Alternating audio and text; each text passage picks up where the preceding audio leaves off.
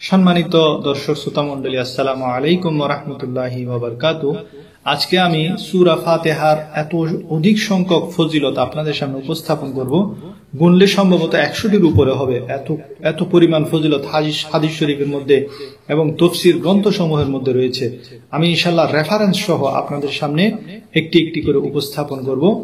যে বুখারী শরীফের সহিহ বুখারী শরীফের দ্বিতীয় খণ্ডের হাদিস, হযরত আবু সাঈদ বিন মুআল্লা রাদিয়াল্লাহু তাআলা বর্ণনা করেন, যে হাদিসের সারসংক্ষেপ হলো, আমি নামাজে ছিলাম, প্রিয় নবী করিম সাল্লাল্লাহু আলাইহি সাল্লাম আমাকে ডাকলেন। আমি নামাজ শেষ করে গেলাম। নবীজি আমাকে বললেন, তুমি আমার ডাকে সাড়া দাওনি কেন?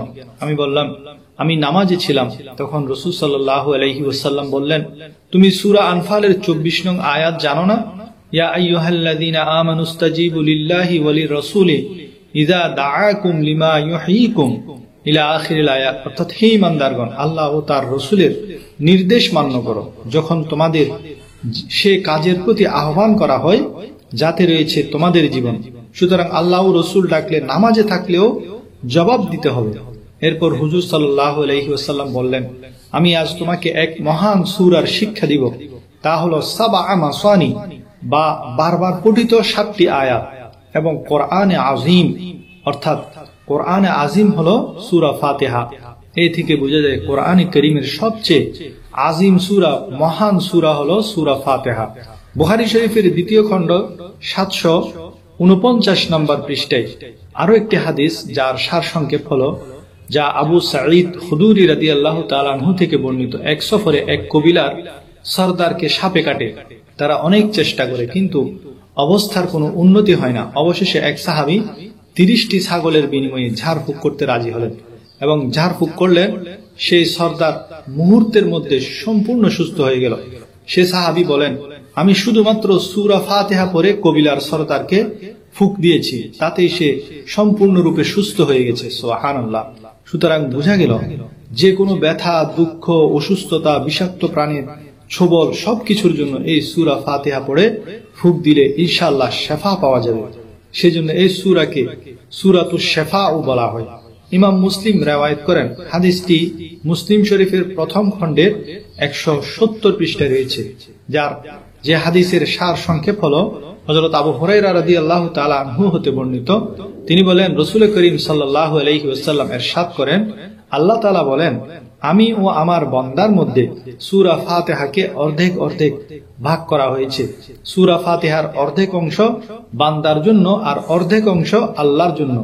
যেমন বান্দা বলে আলহামদুলিল্লাহি রাব্বিল আলামিন, আল্লাহ বলেন আমার বান্দা আমার প্রশংসা করেছে। বান্দা বলে আর রহমানির রহিম, আল্লাহ বলেন আমার বান্দা আমার গুণগান করেছে। বান্দা বলে মালিকি ইয়াউমিদ্দিন, আল্লাহ বলে আমার বান্দা আমার সম্মান করেছে।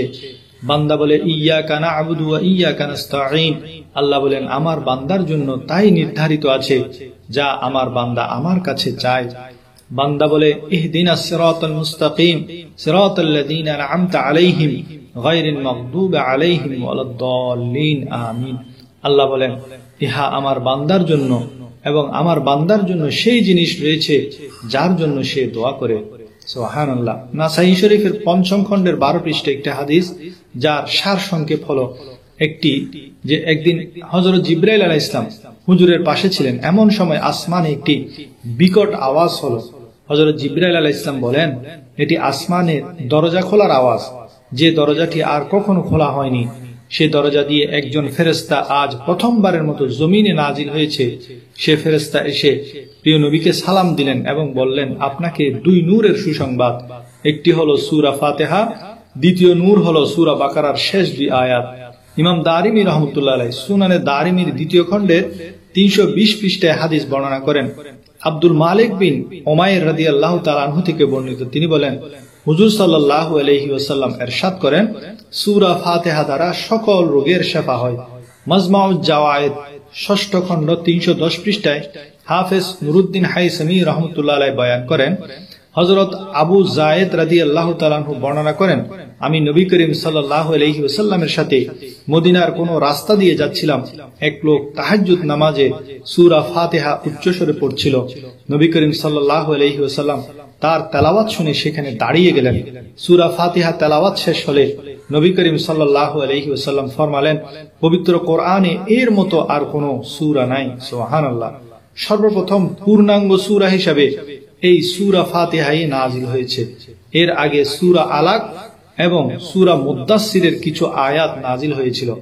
ইমাম ইবনে আবি শাইবা তার মুসনাফে এবং আবু নুআইম এবং বাইহাকি আপন আপন কিতাবে বর্ণনা করেন, যার সারসংক্ষেপ হলো, রাসূল করিম সাল্লাল্লাহু আলাইহি ওয়াসাল্লাম মা খাদিজাতুল কুবরাকে বললেন, যখন আমি একাকী থাকি তখন এক আওয়াজ শুনি। হযরত আবু বকরের পরামর্শে মা খাদিজা হুজুর সাল্লাল্লাহু আলাইহি ওয়াসাল্লামকে ওয়ারাকা বিন নাওফেলের কাছে নিয়ে গেলেন। হুজুর ওয়ারাকাকে বললেন, আমি যখন একাকী থাকি তখন আওয়াজ শুনি। তাকে প্রশ্ন করা হলো, কি আওয়াজ শুনেন? তখন রাসূল সাল্লাল্লাহু আলাইহি ওয়াসাল্লাম সূরা ফাতিহা সম্পূর্ণ পড়ে শোনালেন। এই কথা শুনে ওয়ারাকা বললেন, আপনাকে সুসংবাদ আমি সাক্ষ্য দিচ্ছি, আপনি সে হাস্তি যার ব্যাপারে হযরত ঈসা আলাইহিস সালাতু ওয়াস সালাম এবং হযরত মূসা আলাইহিস সালাতু ওয়াস সালাম বলে গেছেন, আপনি হলেন প্রেরিত রাসূল। সুবহানাল্লাহ। সূরা ফাতিহা হলো পবিত্র কোরআনের প্রথম সূরা। এই সূরার অনেকগুলি নাম আছে। কোন কিছুর নাম বেশি হওয়া তার ফজিলত বেশি হওয়ার প্রমাণ। সূরা ফাতিহার অসংখ্য নাম থেকে কিছু নাম হলো, যেমন ফাতিহাতুল কিতাব, এই নামটি রাসূল সাল্লাল্লাহু আলাইহি ওয়াসাল্লাম দিয়েছেন। যেমন তিরমিজি শরীফের হাদিস, হযরত উবাদা ইবনে সামিত রাদিয়াল্লাহু তাআলা আনহু বর্ণনা করেন, নবী করিম সাল্লাল্লাহু আলাইহি ওয়াসাল্লাম ইরশাদ করেন, যে ব্যক্তি ফাতিহাতুল কিতাব পড়েনি তার নামাজ পূর্ণ হবে না। উম্মুল কিতাব, উম্মুন বলা হয় কোনো কিছুর মূলকে, এটিও হুজুরের দেয়া নাম। যেমন সুনানে দারমির 2য় খণ্ডের হাদিস, হযরত আবু হুরায়রা রাদিয়াল্লাহু তাআলা আনহু থেকে বর্ণিত, রাসূলুল্লাহ সাল্লাল্লাহু আলাইহি ওয়াসাল্লাম বলেন, আলহামদুলিল্লাহ উম্মুল কোরআন, উম্মুল কিতাব বা সাবআ মাসানি।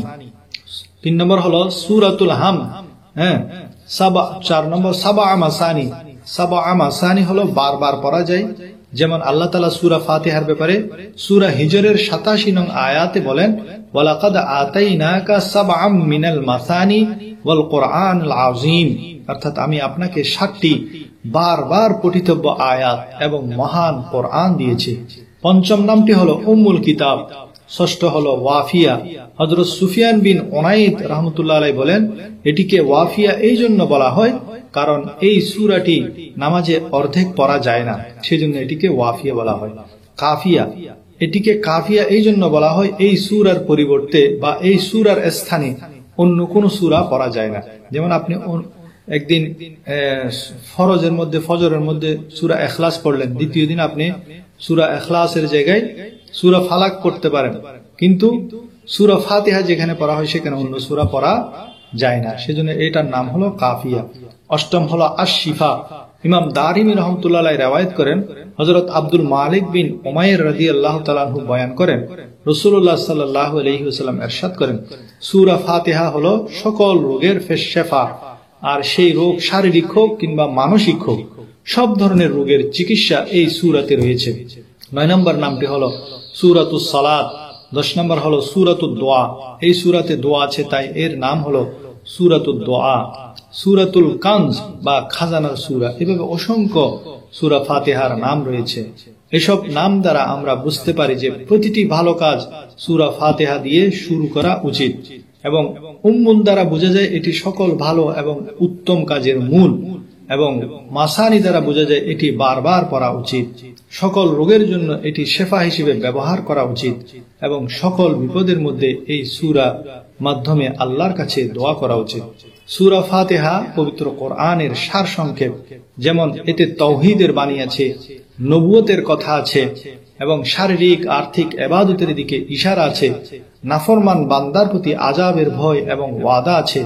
পূর্বের উম্মতের নেককার ও নাফরমানদের উল্লেখ আছে। মৃত্যুর পর পুনরায় জীবনের কথা আছে, দোয়া আছে। সুবহানাল্লাহ, আলহামদুলিল্লাহি রাব্বিল আলামিন, আর রহমানির রহিম, মালিকি ইয়াউমিদ্দিন, إياك نعبد وإياك نستعين اهدنا الصراط المستقيم صراط الذين أنعمت عليهم غير المغضوب عليهم ولا الضالين آمين. صدق الله مولانا العظيم وصدق رسوله النبي الكريم.